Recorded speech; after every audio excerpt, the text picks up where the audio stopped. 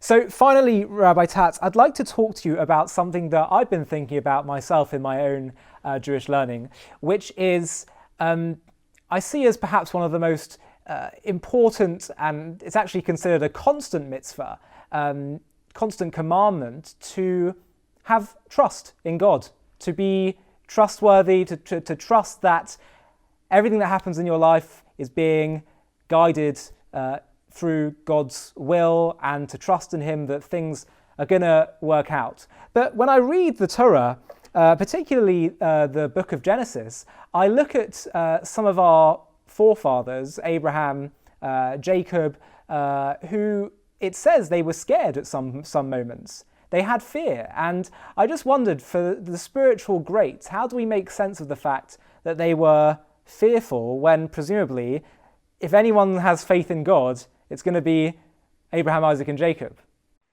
Okay, this is a wonderful question, a sophisticated question.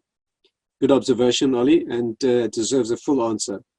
I can only give you a sketch of outline to this question, and perhaps give you references for deeper study.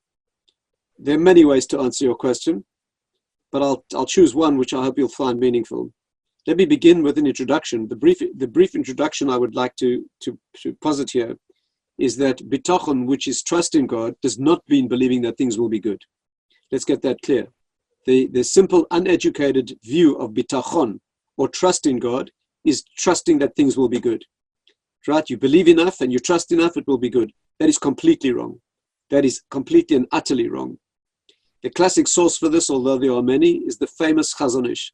The Chazon Ish, who died in 1954, wrote a classic work in this area. It's known as the work is known as Emunah and Bitachon. And the very first section of that book, he makes this point. He says, many people think that Bitachon means trusting that things will be good. That's completely wrong. Things will not necessarily be good. Bitachon means that whatever happens from God. Let me say that again. Bitachon means trusting that whatever happens to you comes from God and is measured correctly and what needs and is meant to be. It does not mean whatever comes will be good. By no means. He adds with an addendum which is fascinating, which is not a subject to discuss now, and that is, if you trust deeply enough, it will indeed be good. If you trust deeply enough, that means you are so totally dependent on God, so intensely sealed into Him, so to speak, with your relationship, then whatever you believe will be what happens. Now, this is an amazing subject, way beyond our level. In fact, there's a fascinating discussion among the latter authorities. How big do you have to be to get to that level? Do you need to be like King David? Or can you merely be like one of the authors of the Mishnah? You know, how big do you have to be to get to that level where you can? But this is a clear thing. The Talmud puts it in the most extreme and bizarre fashion. And I won't attempt to explain this. I'll just throw it out there for your viewers to grapple with, and I hope it actually keeps them up all night. But here's what the Talmud says. Believe it or not. Here's a person about to commit a robbery. This is bizarre as it gets. Here's a person about to commit a robbery. He stands outside the house, is about to break into and burgle, and he firmly commits his belief in God, that God will help him in this robbery. That means he totally trusts, with genuine, total, prophetic level trust, that it will go well. God will make sure the robbery succeeds. The concept being, if you rely on Him, He will not let you down. Now that needs a lot of thought, a lot of explanation. But let's come down to the normal human level. Says the Chazon Ish, that Bitachon, trust in God, does not mean it will be the way you want or good. It simply means that knowing that things are not random. That's what trust means, that your hand is held in a bigger hand, and whatever happens is being conducted by that hashgacha, that immanence, and that divine providence. Believe me, that's a big level to get to. But it's childish to think that that you will it to be good, it will be good. That is certainly not, when I say good, I mean in the immediate sense. Everything's good in the long term, but the way you will experience it being good now. That's a very important introduction. Let me move to answer your question more directly, having laid that down as an example. And please note, what I'm about to tell you is only one avenue of access to your question. It's only one dimension. This should not be thought of as the total answer, but it's a very important beginning, and all I can do is point the direction. You are quite correct that our forefathers were very anxious in certain situations. Very anxious. When Jacob was about to meet his brother Esau, He was very afraid, as the Torah says, and made all sorts of preparation to appease him, and an extreme prayer, and a preparation for war in case Esav would attack him. When Yaakov dealt with Lavan, he was very anxious. He had to escape to get around Lavan's defenses. There are endless or many examples of our forefathers, in fact, manifesting great fear. However, let me point out to you that the question is even worse than that. Stay with me carefully. Not only do they manifest fear in those situations, the background is that they faced other life difficulties with no trepidation at all. It's not only that they manifested fear there, they contradicted themselves. Let me give you this example. Here's Jacob, here's Yaakov. This Yaakov, who's in abject fear of his brother Esav, who might attack him and kill him. This is the Jacob who left his father's house and says about himself that I wandered into the wilderness with only my staff. Only my staff. No friends, no army, no bodyguards, no weapons, nothing. And he ends up on a lonely mountaintop where there are hungry mountain lions. Okay? Not a flicker of fear. He's aware that he has to do something to defend himself. Something. So he assembles 12 stones around his head when he goes to sleep that night. That's the amount of effort he finds necessary. You know, Ollie, picture the hungry mountain lions approaching him while he's sleeping. You know, here's a victim that we can eat. And they see 12 stones. No, that we couldn't. No, that's beyond 12 stones. No, you know, barbed wire fence maybe, but 12. What is going on? Yaakov knows that all it takes is a token effort. The rest is done by God. You have to make an effort. That's clear. You have to put stones around. You have to do something. But this is the man who is so unafraid that he sleeps in the open with lethal animals all around him, with such trust in God that all he needs is the merest token of an effort. And this is the man that when he meets his brother Esav, is in abject fear. So when we expand your question, you'll see that there's a contradiction in their own behavior. And let me point out one very, very interesting and important resolution of this question. And again, I say clearly this is not a full answer, but it's a very worthwhile direction for research. The real answer to your question, the full answer requires an understanding of which divine promises can be changed and which cannot be changed. When these great people, right, when God says to Jacob, I will protect you, a divine promise of protection. Doesn't get better than that. So on the one hand, there's a divine promise. On the other hand, then why are you afraid of your brother? God told you he'd protect you. Okay, so we need to discuss which divine promises or prophecies can be changed, which are conditional and which are not. There are many elements to this question, but I want to pick out just one and finish with that. Note carefully the great forefathers of the Jewish people that you mentioned in your question, and note carefully where they were afraid. And you'll notice it was always in interaction with another human being.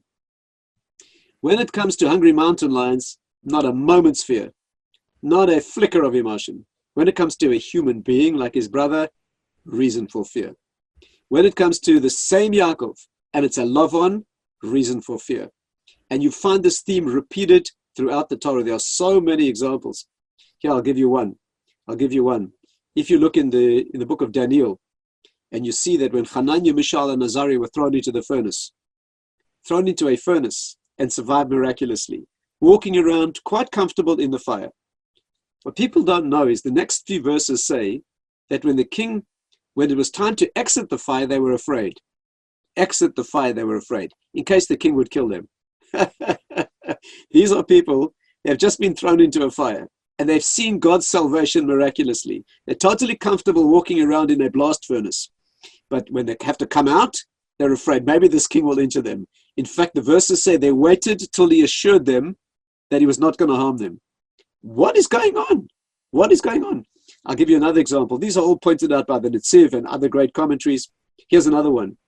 Also in the days of Daniel, Daniel was accused by his courtiers. You know, he was an advisor to the king, whether it was Koresh or Darius, whichever the king was at the time, but the king of the Persian Empire.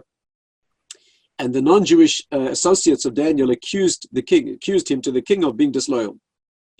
The king said, I think you're wrong. He's a loyal servant. He's my advisor.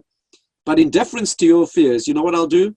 I'll throw him into a den of hungry lions and see what happens. My understanding is he is such a spiritual giant, he'll be protected miraculously like his friends were protected in the furnace. If I'm right, you'll see. If I'm wrong, he'll be devoured by the lions. And you know the famous story, Daniel was put into the lion's den, and not only didn't they eat him, they licked his feet, and, miraculously. But read the next verse.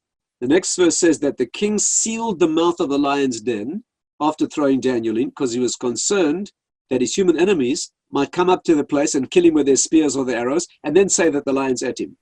Which means the king had no qualms about exposing Daniel to hungry lions, but was worried that human beings, despite that divine protection, might be able to kill him. This is a theme that is repeated throughout Torah. In other words, you are more vulnerable by far when it comes to human beings than when it comes to non-human agents. You know, the famous proof of this, of course, is that when the brothers threw Joseph into the pit, right, as the famous Or HaChaim explains, they threw the brothers threw Joseph into the pit rather than harm him themselves, because they were aware that when a human being tries to harm someone else, there's almost unlimited ability, almost unlimited. Great latitude in how much you might harm someone, whether he deserves it or not. But no self-respecting snake or scorpion is going to touch anyone unless that's decreed from God, because a snake or a scorpion has got no free will. And this theme is repeated time and again. I'll give you one more example. Here's one more example. In Tachanun daily, we say, Vayomer David el Gad. David said to God, Nipla na b'yad Hashem, let us fall into God's hand, ki rabim rachamav, because his mercy is very great. B'yad Adam ale pola, let me not fall into human hand. What's the background to this statement? God said to David, you're guilty and you need to suffer. You and your people need to suffer. I give you three options, David. Choose your suffering. You can have a plague, epidemic among your people, or a famine for you and your people, or a war. I give you three options. Which would you like? And David said, Niplana b'yad Hashem, I choose to fall into God's hand, not into human hand. Human hand means a war. God's hand means a famine or a plague. Why he chose the plague over the famine is a side point. I don't want to get into that now. But the point is, let's eliminate that for now. There was the choice between a plague, an epidemic, or a war. David said, I'll choose the epidemic. Why? Because that comes from you and it'll be merciful. There's no trusting a Philistine soldier. In case you think whatever happens to you comes directly from God, no. If that's true, flip a coin. Every bullet has your name on. Every Philistine sword has your name on. You're not going to get what's not coming to you. No. David said, God, I'll deal with you. With you, I can trust I'll get what I deserve. But a human being could harm me more than I deserve. There's no trusting a Philistine soldier. By the way, do you know that the Chasam Sofer actually rules this into practice? Do you know that? Amazing. Chasam Sofer says, let's say you're stranded in a dangerous situation and you have to escape. You're caught in some far-flung place and there's great danger to your life and you have to escape. And you have two possible routes of escape. One is through a war zone and one is through an epidemic zone. Says the Chasam Sofer, all else equal, take the disease. Because we learned it from King David. Because in an epidemic, you'll only get no self-respecting microbe and no self-respecting coronavirus is going to touch you, right? Unless it's been ordained, because it's got no free will. But go through a war zone where humans might attack you, there's no telling what could happen. Now, this is a massive subject, and it's a very scary subject, that humans could put you in a situation of danger in which you might be harmed more than God would have done otherwise. Very scary subject. But if you'd like to understand it more fully, read my book, Will, Freedom, and Destiny, which has a detailed chapter on all the sources in Jewish literature that explain how, in fact, I'm just doing that book in Hebrew now. I hope in a few weeks it'll be out. And not only that, in the Hebrew book, the way I'm writing the book is the first half is a translation of my English book, and the second half is all the primary sources actually printed out. Oh, wow. So you can actually read the Or HaChaim, and I have some rare sources that are hard to find. I'll print them in the book.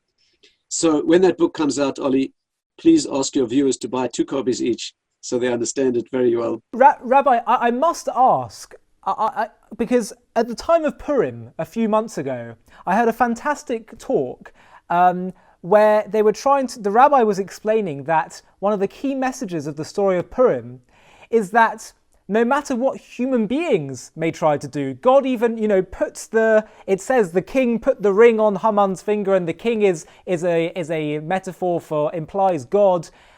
To me, it seemed like he was saying one of the key messages of this, no matter what it's ultimately all human folly, because whatever Haman tried to do, ultimately God would make sure.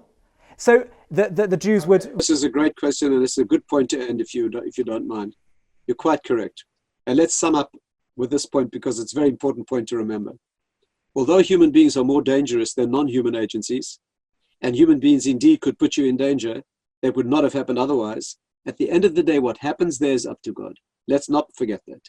When a human being, when the Persians put you in danger, or the brothers, no matter what happens to you, whether it's by human or non-human agency, God signs off on it. Let me be clear about this.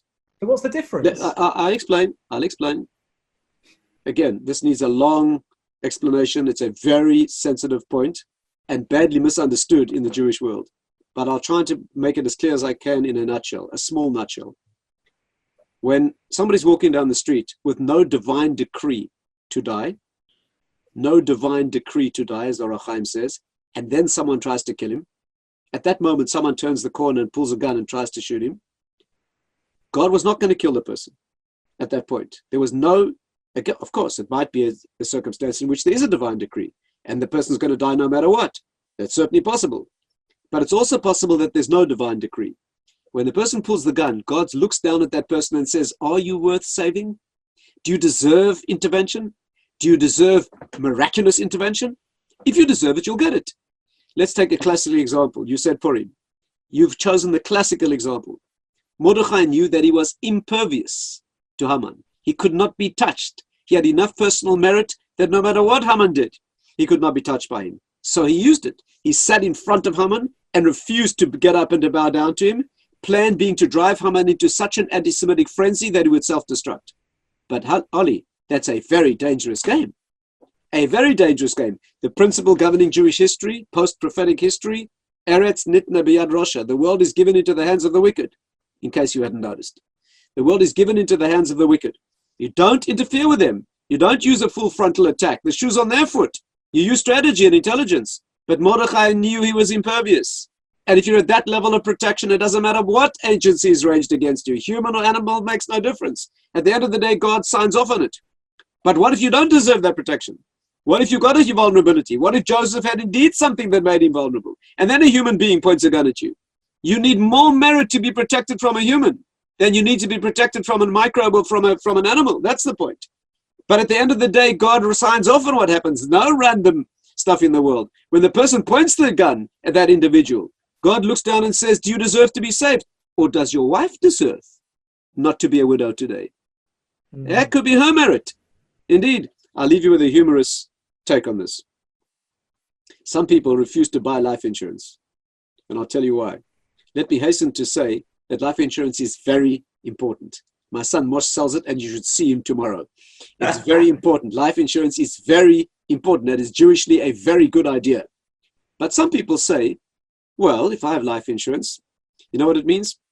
If this person's walking down the street with no life insurance policy and someone tries to kill him, God's going to look down and say, you don't deserve to be saved. But you know, your wife, she doesn't deserve to be a widow. And so God might save you. But if you're walking down the street, you've got £100 million life insurance policy and somebody tries to kill you, God could look down and say, your wife's okay. And some wives, Ollie, probably better off. I hate to say it, but that's probably true. And therefore, here's the strategy. Make yourself so indispensable to so many poor people, single-handedly support so many poor families, that when somebody turns the corner and tries to kill you, God's going to look down and say, you know what, it's just too complicated. I'll put up with you in the world a little longer because, so it's not the highest motivation for tzedakah, but it's kosher. In other words, bottom line, human beings are more dangerous than non-human agency. Our forefathers were afraid of human threats because you need miraculous merit. You need to be greater to be protected from a Haman or a Bilam or an Esav. That takes more spiritual protection. You're more vulnerable to them. When you cross the Jordan with his thing and the hungry lions and all that stuff, you'll get exactly what God has decided. But when a human puts you, this is exactly parallel to the Talmud that says you should not put yourself in danger. The Talmud says don't walk into a dangerous place. Don't walk under a leaning wall or a shaky ladder. Why? Because when you put yourself in a situation of danger, the books are opened. And God says, does this person deserve to be saved? But I'm telling you that another person could put a different person in a situation of danger. And in that circumstance, the message is humans are more dangerous than non-human agencies. Of course, even in human danger, there's a divine calculation that needs to be made. We're not saying things happen by accident, but you're more vulnerable to humans. And that's a beginning of answer to your question of why our great forefathers were much more concerned when it came to human enemies especially those who had merit. Yaakov knew that Esav had excelled in honoring his father. Okay, he knew that there were great merits arranged against him on the other side. Do I deserve to be protected against that? That is an introduction to the subject, but it needs a lot more discussion. I've learned that there was the Rabbi Akiva and other rabbis encouraged Jewish people to say Gamzu Latova, that when things happen to them in life, this will be for the good. And I understand that you said that even the others were worried about what was happening to them, that maybe they wouldn't have the merit. Aren't we? You said we're meant to say everything is from God, and ultimately things will be for the best at the end of history. What are we meant to say when everything happens to us in life? This is for the best, and what does that mean? Well, very briefly, when you say Gamzu Latova, you mean when God does things to you, you should say it's for the good. When God does things, by the way, the story of Rabbi Akiva happened to be human beings, but they were a night band of marauders. They weren't targeting him specifically. In other words, they were moving towards the town. Anything they saw, they would have taken, and anyone in their way would have been disposed of. So that is not what we mean by a human threat. Human threat means a targeted, specific attack on an individual. That's what the Alshik says. So when things happen to you at God's hand, you say this is for the good. When you get ill, through no fault of your own, you say this is litoiva. This is for a good reason. This does not apply to you making yourself ill. Okay? If you are unhealthy, you're smoking, you're overweight, you're doing something dangerous, and then you get harmed, you don't say Gamzu Latova. You say, no, I was an idiot. But let's be clear about that. Gamzu Latova is when God does things to you where you do not ostensibly deserve them. You've not done something irresponsible. Okay? And something turns out to be the case completely what we call an act of God. The mature response to that is, this is bad, this is painful, okay, I acknowledge that, but it will be for good. There's a reason that he's doing this to me. Either I'm suffering for the generation, or it's refining my spiritual rough edges, or, Ollie, the Ramchal, maybe next time we meet we can talk about this. In the Derech Hashem, the Ramchal does something beyond stupendous. He lists the 12 reasons for why things happen in the world. 12 and only 12, and he tells you what they are. Now, unfortunately, he doesn't tell you which of those reasons applies to you in any given situation. That takes insight, and it takes Torah insight. But there are 12 reasons, and he lists them for why things happen in the world. Punishment is only one of them. There are many reasons that things happen in the world. Spiritual refinement, Gilgulim, that means a leftover from previous lives. It could be suffering for other people. There are many, many reasons, 12 reasons why things happen in the world. And it's not necessarily easy to identify which one. But if it happens to you because God put you in the situation, he generated this illness, and no accountability of your own, it's a genetic thing, or then you say Gamzu Latova, absolutely, that a well-adjusted person acknowledges the pain and the suffering, makes the correct takes the correct practical steps, and understands that if God did it, he knows what he's doing. That's what it means to be well-adjusted. But you have to understand it has its limits. You don't say that when you do something silly and harm yourself. Then you don't say Gamzu Latova. But if a human being curses me, do I say Gamzu Latova? Someone upsets me? So let me give you the answer of the Chinuch. The Chinuch says this. Even if it was the person's malicious motivation, even if it was, like I said, a human being can harm you, curse you, beyond what you indeed deserve. A mature person says, an immature person lashes out and blames them. A mature person takes the correct defensive action and appropriates blame appropriately, applies blame appropriately, not to the extent of revenge, that's going too far, and then looks inward and says, I must have needed this. And had I not needed it, I would have been protected because God signed off on it. And therefore, when King David was cursed, as you know, Shimei ben Gera cursed him, right? He said to his soldiers, don't touch him. Don't touch him. God gave him permission. And if he's doing this to me, there's a benefit that I can gain. And he had very specific benefits in mind. So a well-adjusted person, instead of saying that, why is your spouse doing this to you? And how could God do this to me? And why did I deserve to marry a woman like that who rides a broomstick at midnight, and all that sort of stuff? No, a mature individual says, this was given to me. I must need it. How can I grow from the situation? Absolutely. Thank you for this opportunity to speak to you on your channel. I wish you the greatest of success. It's always a pleasure to do. If you honor me by asking me again, I'll be very happy to do that. Amen. And Rabbi, thank you. Honestly, it really is a genuine honor to be able to speak with you and to broadcast your words of wisdom to our audience. So thank you so much. And until next time. Thanks, Ollie. To stay up to date with JTV content, click subscribe here if you're on YouTube and hit the alarm bell. And if you're on Facebook, hit the like button and under following, click see first. If you enjoy watching JTV content and want to help us continue to grow, please consider making a donation to us by clicking here.